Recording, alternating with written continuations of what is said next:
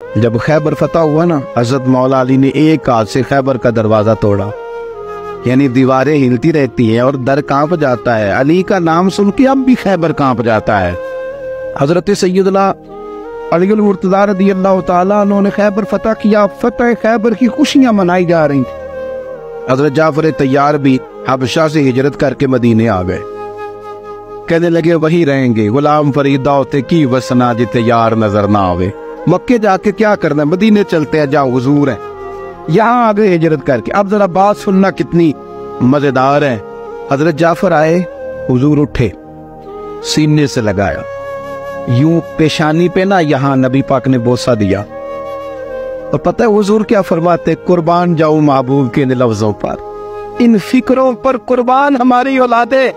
حضور فرمانے لگے سمجھ نہیں آ رہی مجھے سمجھ نہیں آ رہی، کچھ سمجھ نہیں آ رہا یا رسول اللہ کس بات کی؟ فرمایا سمجھ نہیں آ رہی کہ مجھے خیبر فتح ہونے کی زیادہ خوشی ہے یا جعفر کے آنے کی زیادہ خوشی ہے، کچھ سمجھ نہیں آ رہی، خوشی کس بات کی ہے؟ ان کے آنے کی زیادہ ہے یا خیبر فتح ہونے کی؟ دیکھو اس شخص کا نصیبہ کتنا اونچا ہے، دیکھو بلندی کتنی زیادہ ہے۔